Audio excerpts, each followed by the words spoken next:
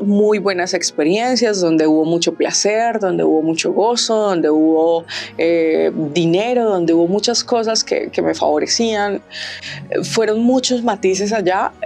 Escribí un libro en el que conté muchas experiencias de cómo fue trabajar en Europa, cómo fue trabajar aquí en Latinoamérica, en Colombia. Eso es toda una película, todo story time del chisme de por qué me echaron de la universidad. Él me dice, Aleja, lo que pasa es que nadie va a ver clases con usted. Si usted entra a clase, todos se van a salir siempre. Luego encontramos unos audios de unos profes diciendo como que tenían que buscar aburrirme para que yo me fuera de la universidad. Encuéntralo ya en Spotify. Saludo cordial amigos de TV Cúcuta, bienvenidos a nuestro podcast Ciudad Límite, solo invitadas que valen la pena y hoy como siempre con invitadas muy queridas en esta región y en gran parte del país. Nuestra sorpresa para ustedes hoy en Spotify y también en todas nuestras plataformas es la queridísima periodista Alejandra Omaña. Bienvenida a Cúcuta, bienvenida a tu ciudad, bienvenida a TV Cúcuta, Aleja. Ay, muchísimas gracias por la invitación, estoy muy feliz de estar acá, súper bien recibida porque antes de que nos sentáramos acá me comí mi pastelito de garbanzo con mi vasito de masato, cortesía de ustedes, y yo dije, mejor atendida no puedo estar. Oye, fue lo primero que pediste. ¿Qué es lo que más extrañas de esta ciudad ya entrando en el tema? O sea, en general la comida, muchísimo. Hay cosas que a veces no encuentra uno en Bogotá. Y eso que estoy aquí nomás en Bogotá. Pero, por ejemplo, una cosa que me gustaba demasiado, la chanfaina. Eso es como una cosa de acá, ¿cierto que sí? Sí. El masato me fascina muchísimo. La yaquita, por supuesto que sí.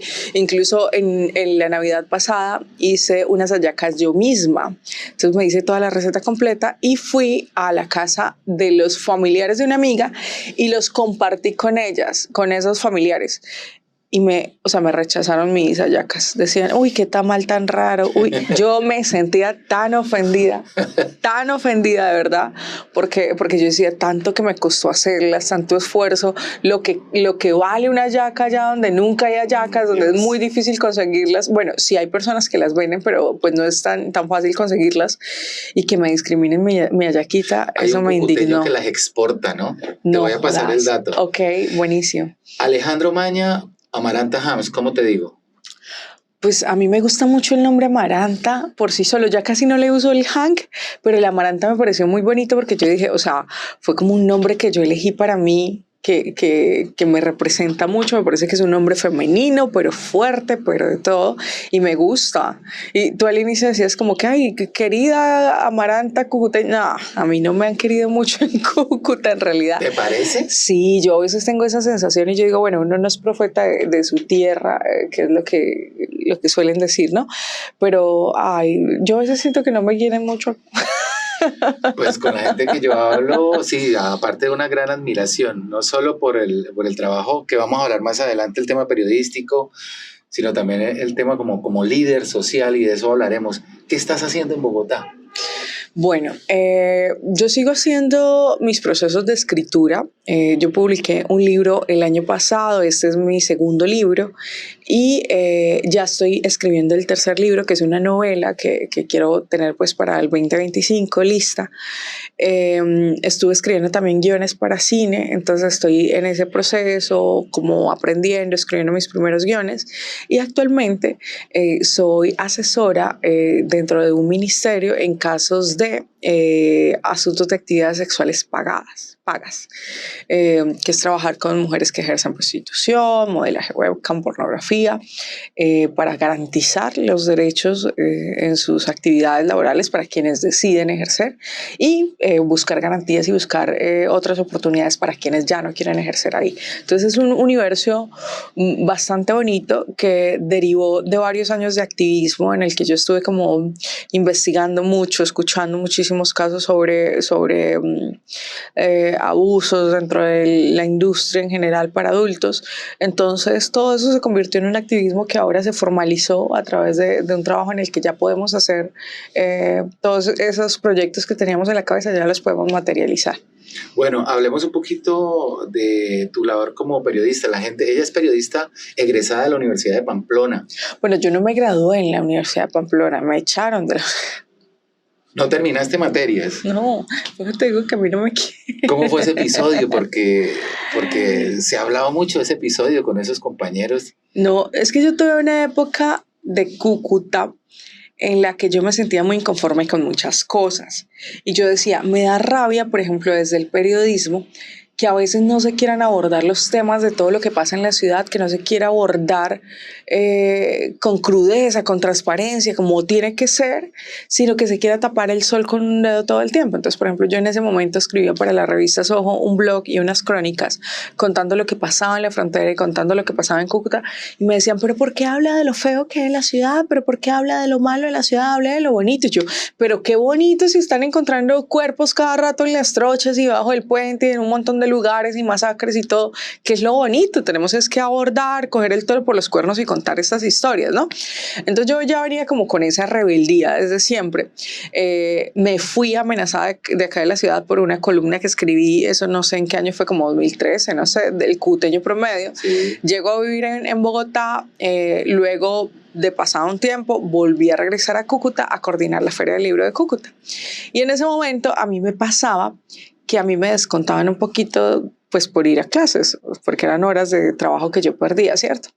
Entonces yo me iba a la universidad y que me costaba mucho hacerlo, que me costaba tiempo, que era un esfuerzo realmente que yo estaba haciendo, y me encontraba con un profe que no dictaba clases de nada. Ese man se ponía a contar chistes, llegaba ya en pantaloneta y en chancleta a echar chistes y a hablar cosas.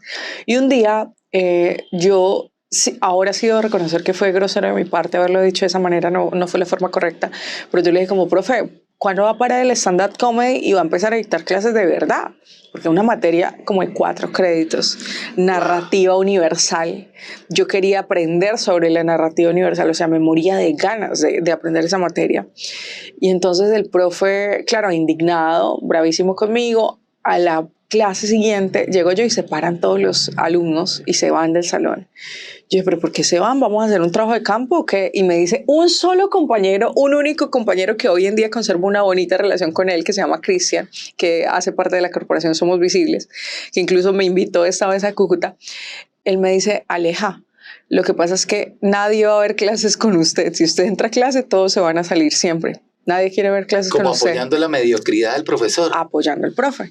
Entonces, claro, yo tuve una reunión con el decano en ese momento y le dije, profe, pero es que, o sea, estoy pidiendo un mejor docente. En ese momento pasaba una dinámica que me daba mucha rabia.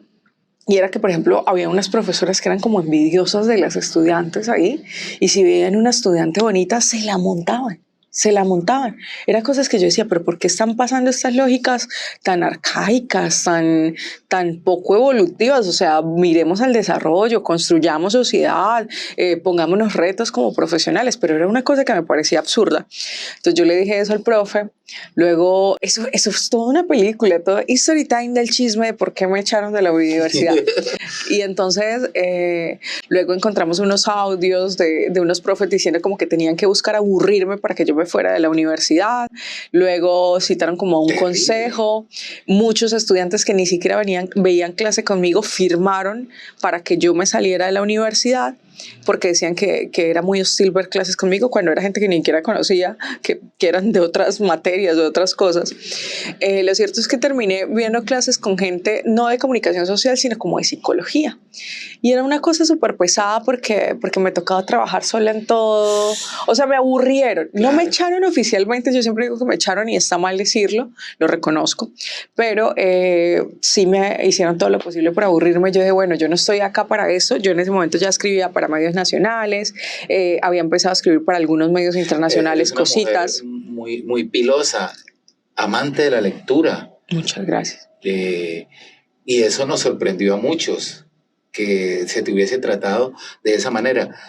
Pasa el tiempo y te vemos, viene lo de la fiesta del libro, que eras como la coordinadora de medios, jefe de prensa, pero ahí descubre mucho cucuteño que Alejandro Maña es una persona muy ilustrada. ¿Qué clase de libros, qué lecturas estás teniendo, por ejemplo, este año? ¿A qué le estás dedicando lectura?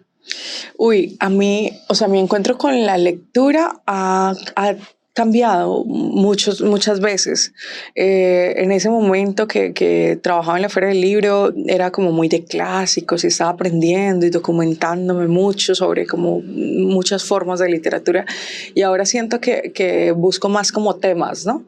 Desde hace un tiempo empecé a leer mucho sobre feminismo, me gusta mucho Simone de Beauvoir, Virginia Spentes, que tiene un libro que se llama Teoría King Kong, que es como la Biblia del feminismo, que es buenísima. Y también empecé a leer mucho sobre trabajo sexual en muchos países. En Argentina, afortunadamente, han escrito bastantes cosas sobre trabajo sexual, entonces me gusta leer cada vez que tengo la oportunidad de pasarme por Buenos Aires.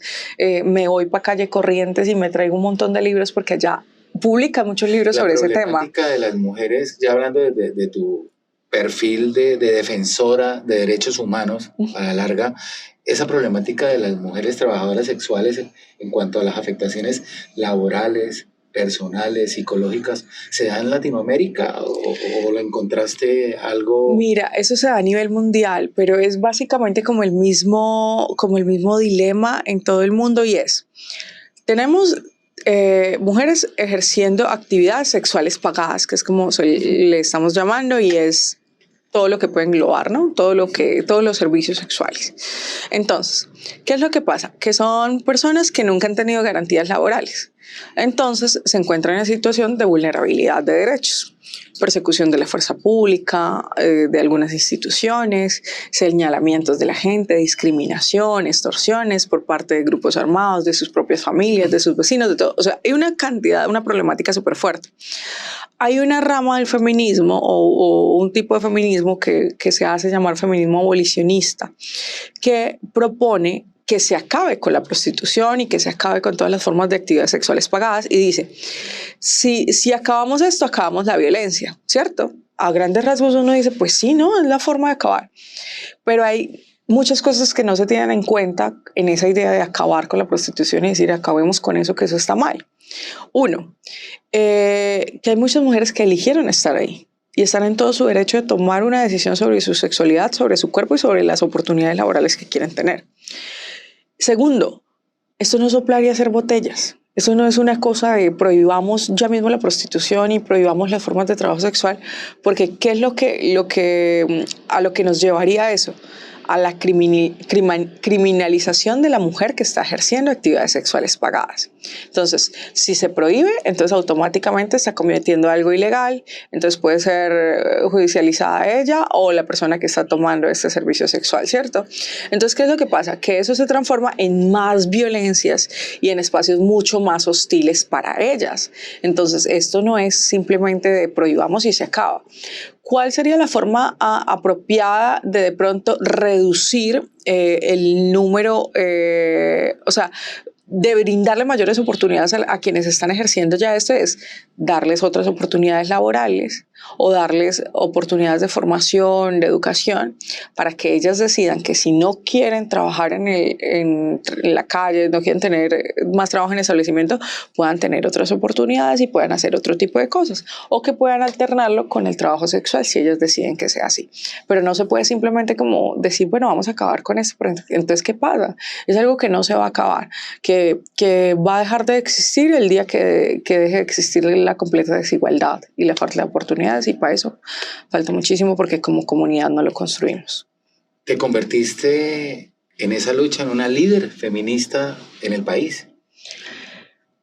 Yo no sé y nunca he querido como ponerme ese título, pero porque además conozco a muchas compañeras que llevan demasiados años de lucha y que de pronto no tienen inmediatez, pero que tienen muchísimo trabajo comunitario y trabajo desde la calle, trabajo de 15, 20 años, y ellas realmente se han hecho una lucha muy fuerte y han resistido mucho tiempo. Pero sí creo que he tenido la fortuna de que varias personas escuchen lo que quiero decir. Pero esto que yo digo también es aprendizaje de estas compañeras que menciono, que son las que han estado realmente ahí en la causa. Tenemos que terminar y te tengo que hablar de tu experiencia en la industria no por, como tú la llamas. ¿Qué te ha dejado? ¿Vas a volver? ¿Qué crees que ¿O qué nos puedes contar sobre esa experiencia? Bueno, para mí fue algo que tenía que hacer, que yo quería hacerlo, que me moría por vivir esa experiencia. Fueron muchos matices allá. Escribí un libro en el que conté muchas experiencias de cómo fue trabajar en Europa, cómo fue trabajar aquí en Latinoamérica, en Colombia.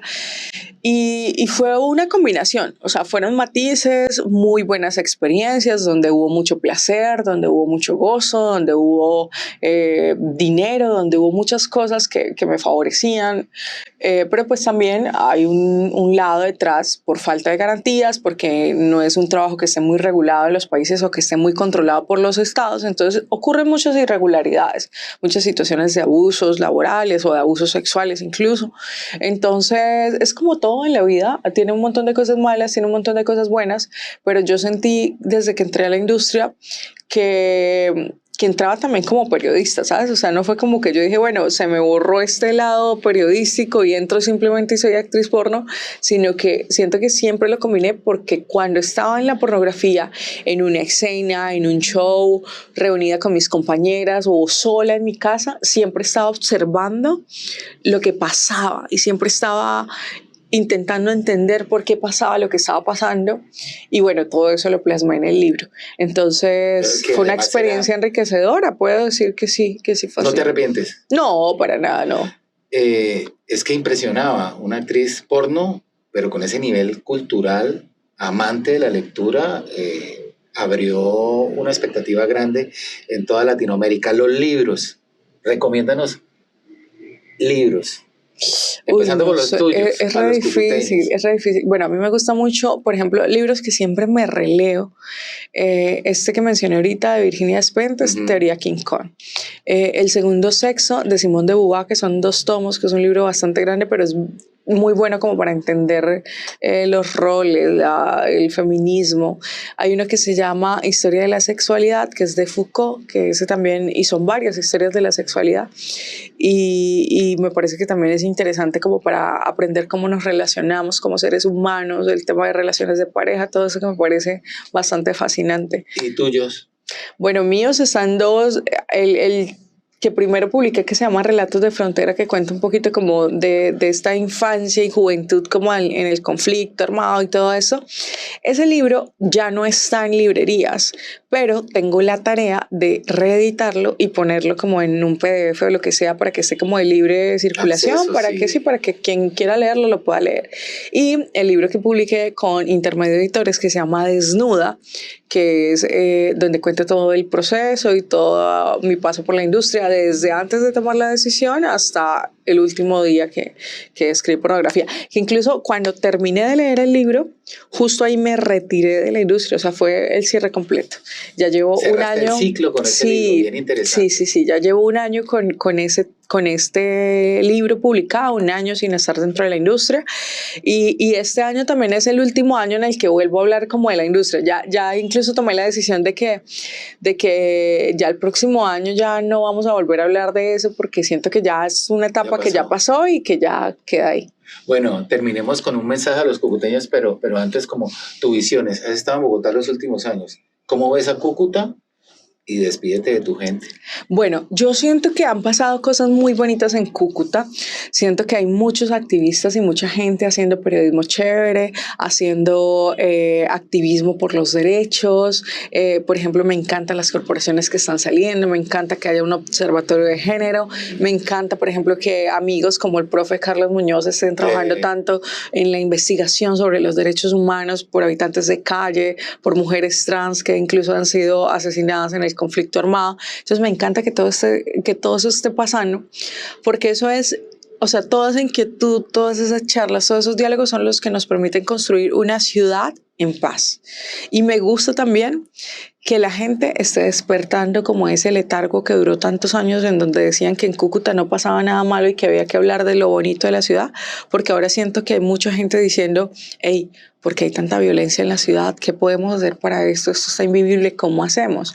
Porque yo creo que el gran inicio de un cambio es el despertar y el entender que hay que cambiar. Sí, exacto, eso creo que es. Entonces me encanta, estoy invitada a un evento también de la corporación Somos Visibles y me parece muy bonito poder asistir a eso, que me hayan tenido en cuenta, que me hayan invitado, y me gustaría mucho poder construir con la ciudad más adelante, poder venir. Voy a estar viniendo también por mi trabajo muy seguido a reunirme con mujeres que ejerzan actividades sexuales pagadas, entonces va a ser muy bonito estar aquí de vuelta. Ella es Alejandra Omaña, Amaranta, invitada especial como todas las semanas en Ciudad Límite, siempre invitadas que valen la pena.